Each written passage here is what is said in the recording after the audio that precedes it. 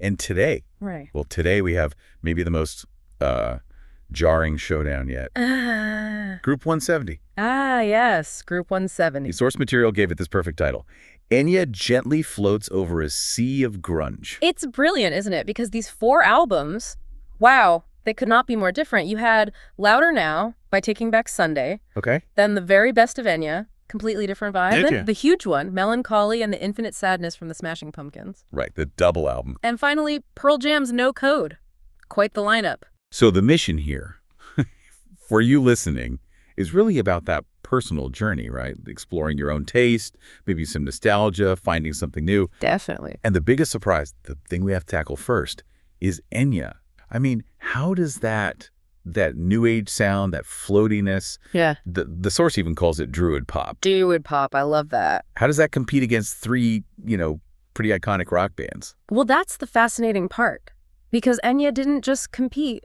She won, hands down, according to the source. Oh, okay. And it comes down to her soundscape. It's incredibly distinct. The source talks about these sweeping harmonies, this really ethereal quality. It makes you think of, I don't know, Stonehenge, calm lakes, Yeah. that kind of thing. And it specifically mentions the paganistic style chanting she weaves in. It's just the absolute opposite of distorted guitars and screaming, isn't it? Totally. And even if you don't know her albums intimately, you definitely know the big singles. The Very Best of Collection has Orinoco Flow.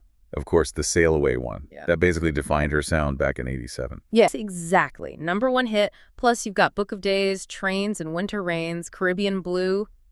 They're all there. It's wall-to-wall Enya. And that collection is key, you think? I think so. It's just pure layered melody, consistent quality. And here's a fun fact from the source. Enya has apparently never toured. Ever. Really? Never. With 70 million records sold. 70 million and counting. Guess she doesn't need to hit the road. It kind of suggests the album itself, the recording, is the definitive statement. Transportive, consistent. Okay, so the source found it incredibly consistent. But was there any criticism? Just one little thing. They mentioned it could feel, and I quote, a bit lifeless in places, compared to the raw energy of rock music. Perhaps lifeless. But overall, they called it a wonderful collection, and it snagged first place. So it seems like that perfection, that consistency, just outweighed everything else in this group. Interesting. So consistency beat energy. Quality composition won out. Yeah, it seems like in this specific matchup, for your quest, the album had to really stand up on its own merits, regardless of genre expectations. Okay, so Enya floops to victory. Let's wade into that sea of grunge she sailed over, which, according to the source, was, well, not exactly pristine waters, more like murky. Murky is a good word for it. Yeah, it was either blandness or something else. But first, a quick kind of bizarre side note the source mentioned. Oh. Taking Back Sunday and the Smashing Pumpkins, they actually share something on their CVs. What's that? Both were on the soundtrack for the 2007 Transformers movie, which the source described as rather lackluster. Huh.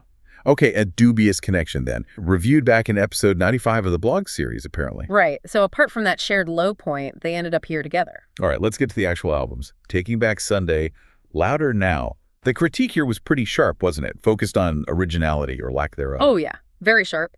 It apparently starts okay with the track What's It Feel Like to Be a Ghost? Decent start. But then, boom, falls off a cliff, according to the review. Into what do you know? And this is a direct quote, substandard, bland, unoriginal, wannabe rock.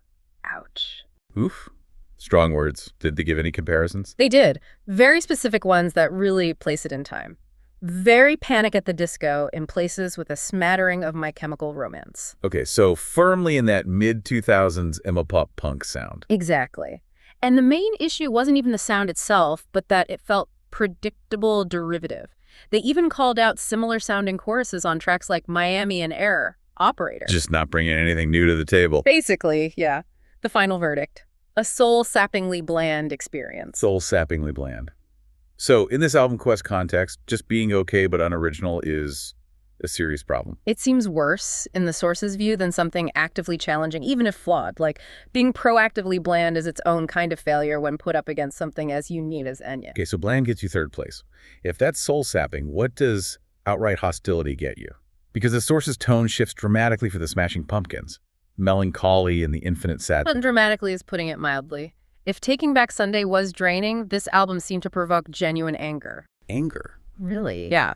It was called a tsunami of dirge and nasal vocals. Wow. And wait for it. The source declared it the most comprehensive marathon of mediocrity ever assembled onto a single body of work. Hold on. The most comprehensive marathon of mediocrity EVR?